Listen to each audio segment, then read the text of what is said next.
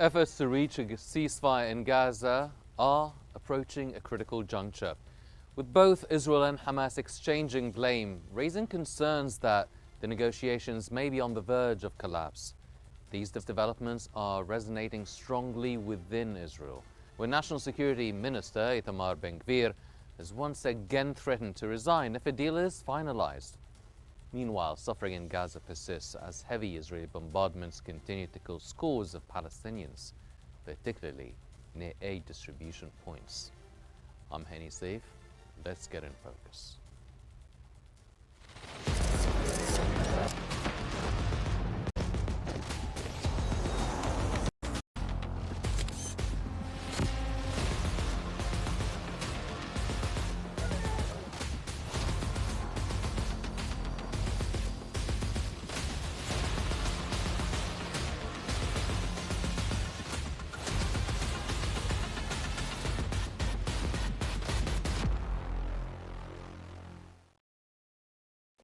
Welcome back. Israeli Prime Minister Benjamin Netanyahu is working to address ongoing tensions within his governing coalition.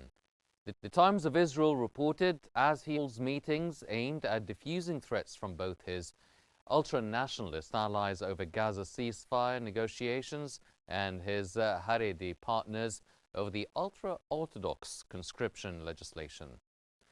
On one front, Netanyahu reportedly anticipates that National Security Minister Itamar Ben-Gvir will once again withdraw his ultra-nationalist Otzma Yehudit party from the coalition if a new ceasefire and detainee release deal is reached with Hamas. Ben-Gvir has been a staunch opponent of any agreement with Hamas to recover remaining detainees and halt the fighting in Gaza, even temporarily. He has also reportedly tried to rally Finance Minister Bezalel Smotrich to form a united bloc within the government against such a deal. According to the newspaper, both ministers have threatened to bring down the government if any agreement leaves Hamas in power in Gaza, and claim to have previously blocked deals they viewed as too lenient.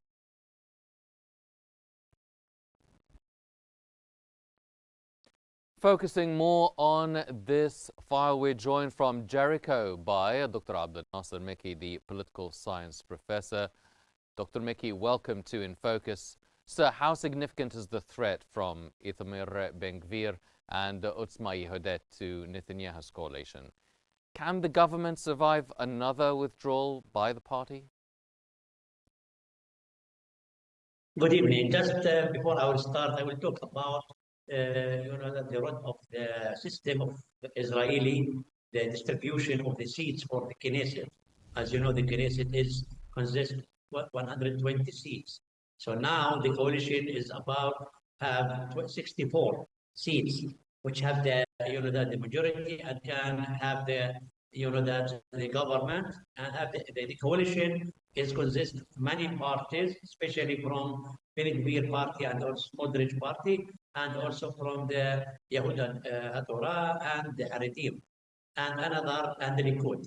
So first of all, this is the things that I want to start is now. Other thing concerning the seats of the how many seats that Smotrich and Ben-Gvir. For Ben-Gvir have the National Security Ministry have about 6 seats, while Smotrich, the Minister of Finance, now they have about 7 seats. So they are the two of them.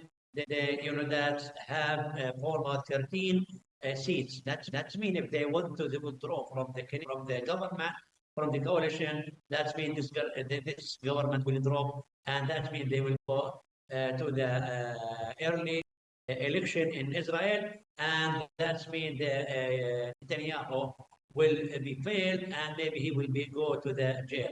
So because of this, I think this is the threat of the two of them. Yes, there is important significance for their threat against Netanyahu. They said that they want to withdraw from the government if Netanyahu go out of Gaza without, that even fulfill all the objectives of the war, which is to release the hostages and at the same time to defeat Hamas in Gaza. Dr. Meki, now reports indicate that Bezalel Smotrich demands the resumption of the fighting immediately after the release of detainees. Well, Ben-Gvir rejects actually any idea of withdrawing the Israeli army from key areas in Gaza. In your opinion, how can Netanyahu forge a ceasefire deal in Gaza without losing the coalition? Yes, first of all, also I want to say that Netanyahu also, he is not the person that you could say that he is meditator and he want to stop the war and go to ceasefire. He is also more extreme than the two of them, and because of this, he is, that his aims is go with the aims of Ben-Gvir and Smotrich. So when Smotrich said that he want to continue and the resumption of war in Gaza after the release of the hostages, and also Ben-Gvir said that he will not. That he refused to withdraw. That means three of them, they are agree that they will not withdraw from Gaza or go to ceasefire, like what they agreed on when Netanyahu went to Washington and they put the plan of 60 days. But after that, when Netanyahu came back, he didn't do anything, just he came to Israel, and today he declared that his aims in Gaza, that he want to release the detainees to defeat Hamas in Gaza. So I don't see that there is any contradiction between the three of them for the resumption of the war, and also at the same time to go to Gaza, to make settlements in Gaza, and they put a plan to occupy 40% from size of Gaza, and also at the same time they are talking about to establish, as you know, the humanitarian city in Rafah, which will they will receive about 700,000 people, and this is a plan that means they want the people to come there, and after that they will block and they will not allow them to go back to Gaza, and it will be like one step, the first step of displacement from Gaza to these people out of Gaza. Well, so what political risks does Netanyahu face if he actually pursues a ceasefire deal against the wishes of the far-right members of his coalition? What sort of leverage do they have over Netanyahu? Assume that Netanyahu have a good willing to stop the war and also to go to ceasefire in order to release the hostages for 60 days, and after that maybe would plan to attack Gaza again, and also at the same time to go ahead with the American plan. But I think what is encouraging Netanyahu for that to not to stop the war and not to go to ceasefire is the American plan also. Steve Witkoff said like this. So the American plan is also go ahead with the Netanyahu plan in order to release the hostages, but what they want is just to release the hostages, and after that they want to attack Gaza and also to continue the aggression against Gaza. You know that you will see all the photos and the pictures coming from Gaza. 100,000 people every day 100 people have been killed, from the women and from the children. There is that's frightened, and also there is many pictures which is that show the killing and what's happening in Gaza. It's like that's something against the humanitarian in this 21st century. So even if the Netanyahu will ceasefire, that Yossi Lapid, the head of the opposition in Gaza, said that he will support that Netanyahu, even that Smotrich and Ben-Gvir will withdraw from the government. That means there will be, that some of the Knesset members from the opposition will support him in order to go ahead with ceasefire and to release the hostages. Well, sir, how might the ultra-Orthodox conscription issue compound pressure, the pressure on Netanyahu as he navigates ceasefire negotiations? Yes, I think also the Orthodox, that Jewish is like, they are from like Ben Gvir and like Smotrich for their freedom against Netanyahu. If he insists to have a law in order to pressure them, force them to go to the army. I don't think so that this law, until now, this law is not, that's approved. Netanyahu is just postponed. Netanyahu is want everything to go ahead with what he wants. So for the Orthodox, for this law, until now, I think Netanyahu just postponed it, and there is nothing new to say about this matter. So he, until now, Orthodox is supporting Netanyahu until the law is approved in the Knesset. We will see, but until now, there is nothing to be worried by Netanyahu about this matter.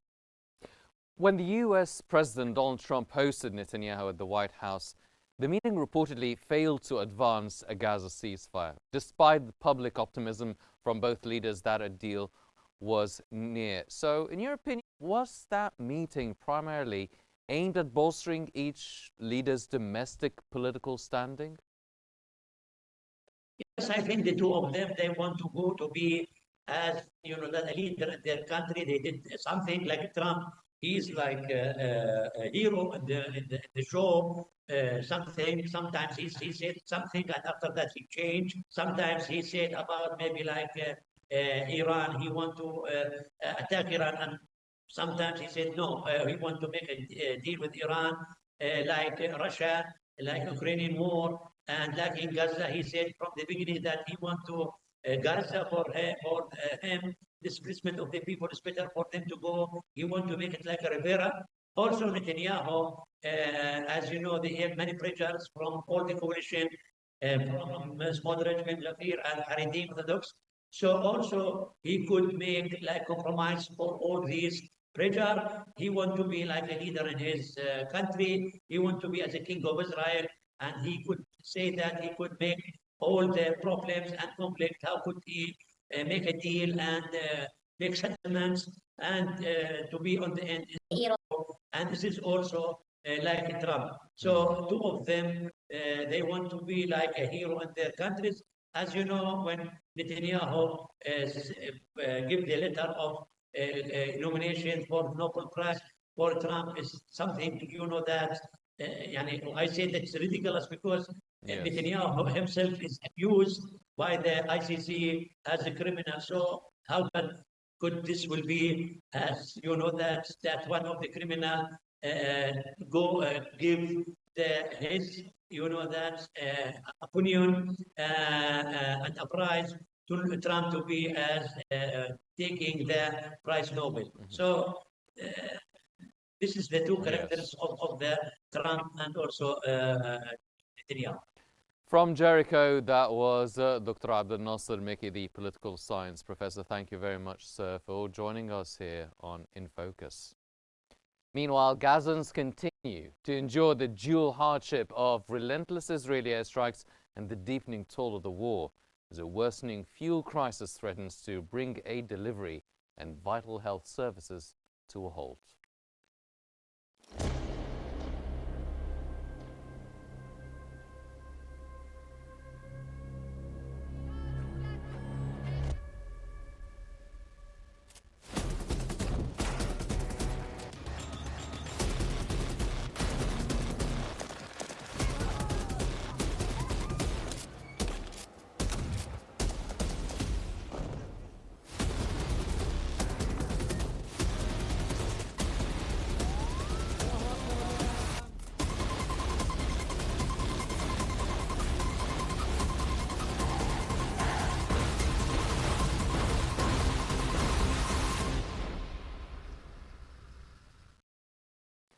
While reports indicate that there's no progress in recent ceasefire talks, Gaza's Civil Defense Agency reported that Israeli airstrikes have killed dozens of Palestinians, including at a marketplace and near a water distribution point.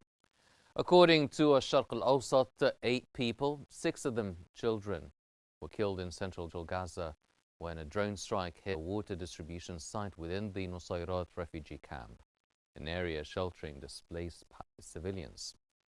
In southern Gaza, three more people were killed when Israeli airstrikes targeted a tent sheltering displaced families in the coastal area of Al-Mawasi, according to the Civil Defense Agency. Meanwhile, the United Nations has warned that Gaza's fuel supplies have reached critical levels. The shortage is severely disrupting the transport of essential goods and threatening the operation of bakeries that provide food for the population. The UN also estimates that 2.1 million people in Gaza are at risk, with the collapse of fuel-dependent services likely to cut off vital lifelines and push the population further towards starvation.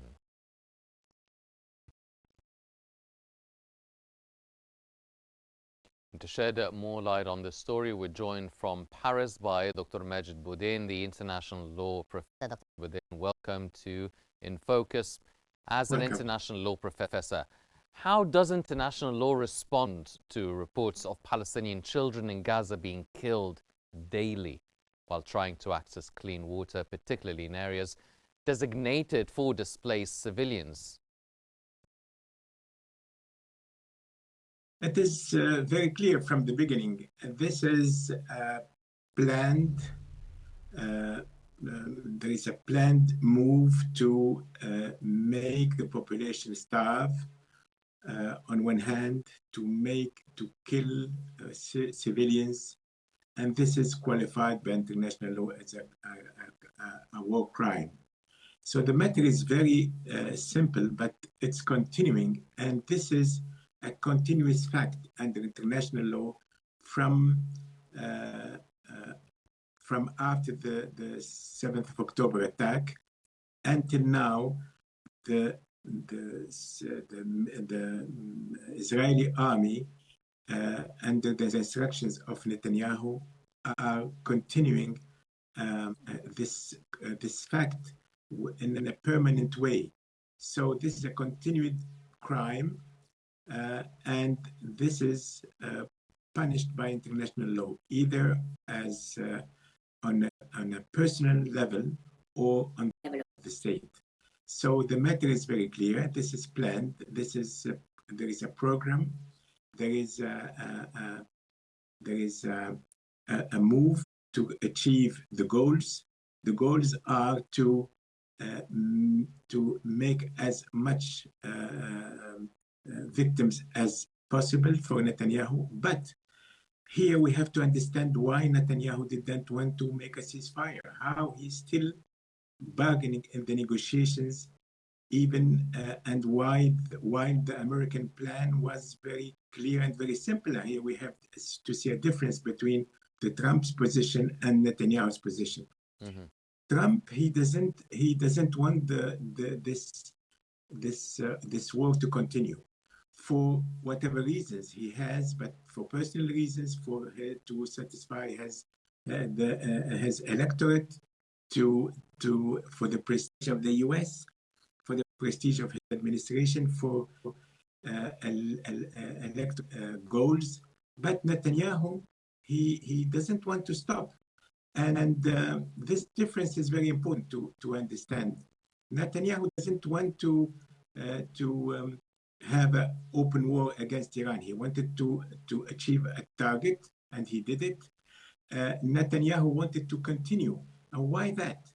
It's because Netanyahu cannot continue to be leading his country without having opponents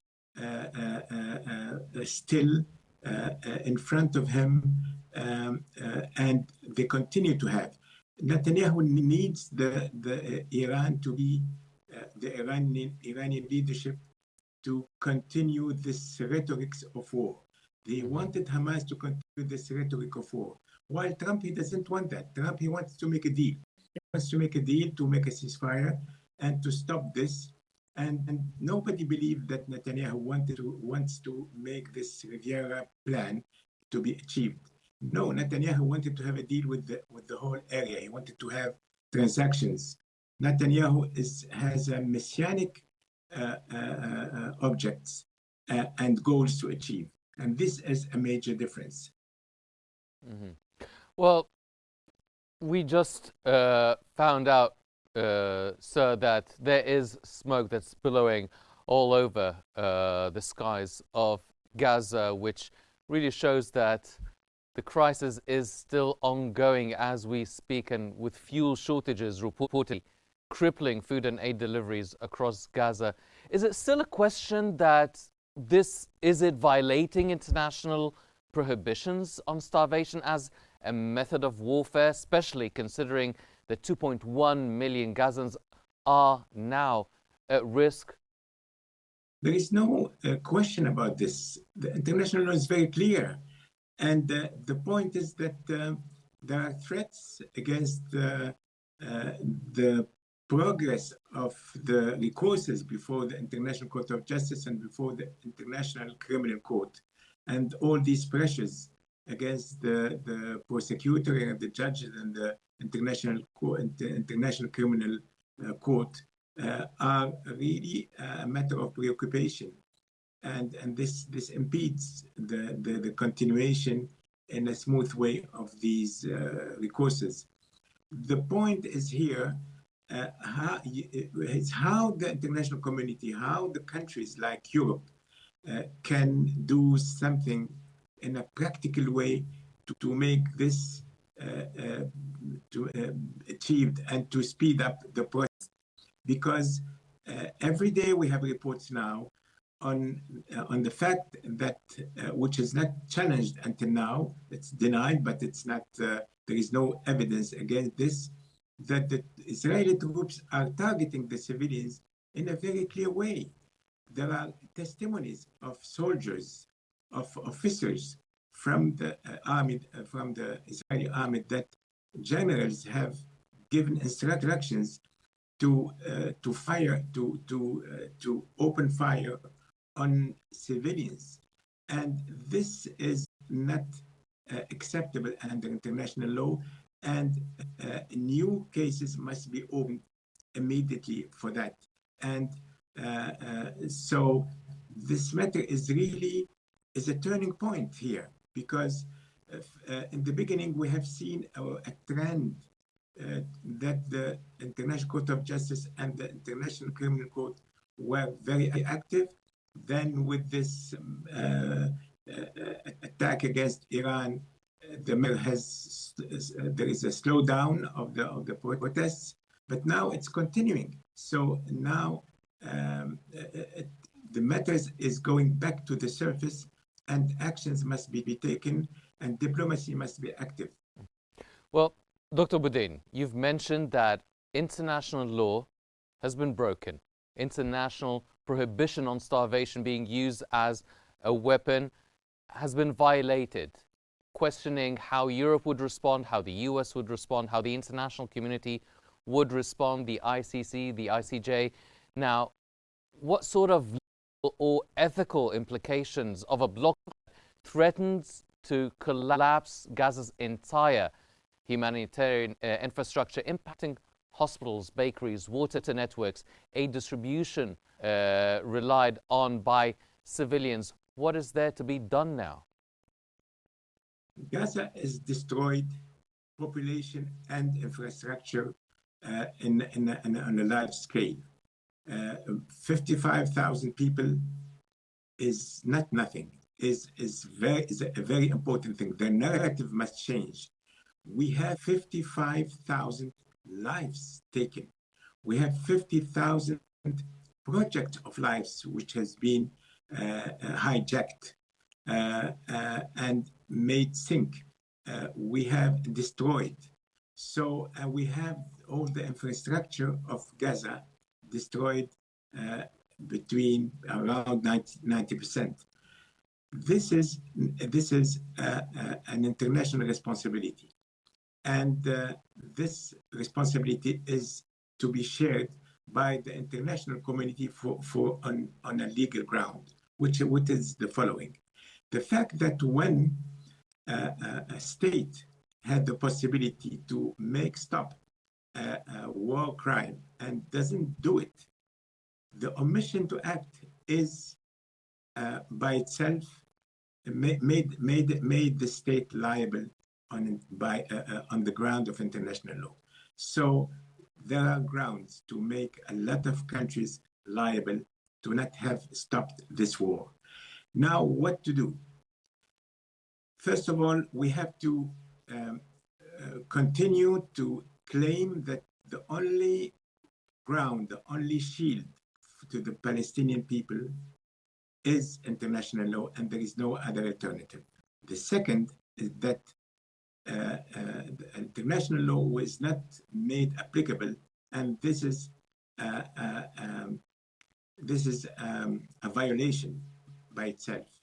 Third, that international law needs now force to be implemented, and diplomacy must play a role to push all the countries that they have the possibility within the Security Council or within the international forums to mobilize force to obtain application of international law and to lift the impeding and in front of the International Criminal Court and International Court of Justice, and to make a request to ask the International Court of Justice to give priority to make its advisory opinion available at the soonest possible, because there is a matter of urgency, and the countries they have been filing the recourses before the ICJ, must go back to the ICJ and ask for a very speedy advisory opinion, for the reason that the fact that any delay is causing more damages and more life lost. Mm-hmm. So this is an obligation to obtain a decision in a quick way, and it's a matter of urgency. And we have grounds under international law to obtain from the ICJ a very quick decision now, and on the basis of that to mobilize to have this decision, this advisory opinion be integrated in the actions of all states part of the ICJ. Yes, sir, but reports are indicating that still ceasefire negotiations are stalling, particularly over disagreements regarding the extent of the Israeli military withdrawal from Gaza. Do you believe an effective and lasting ceasefire is realistically within reach in the coming days? It's a matter of will. It's a matter of diplomacy. It's a matter of decision of the Trump administration. But the point is elsewhere. The point is, whatever the ceasefire agreement reached, what are the guarantees that Netanyahu will not break the ceasefire few minutes later or few days later? It's a fact that the hostages must be released. This is not, it should not be part of the negotiations, because the fact to have hostages is a crime, is a war crime, and it gives a bad image of Hamas, and it has impacts on the daily lives of the Palestinians. Hamas must relieve these the hostages without conditions, but but also the international community must put pressure on Netanyahu's government to guarantee with an international assurance that Netanyahu will not attack the civilians in Gaza and in all Palestine. Mm-hmm. And this is, the two things must be made together, but it's not, one is not conditioning the other. There are two different ways. the Palestinians must be protected, and the hostages must be released. And this must be done without conditions. From Paris, that was Dr. Majid Boudin, the international law professor. Dr. Boudin, thank you very much for joining us here on In Focus. Ladies and gentlemen, unfortunately, that's all the time we have for this episode of In Focus, but please make sure to tune in for more updates coming up here on Q News. I'm Henny Saif. Thank you for joining us.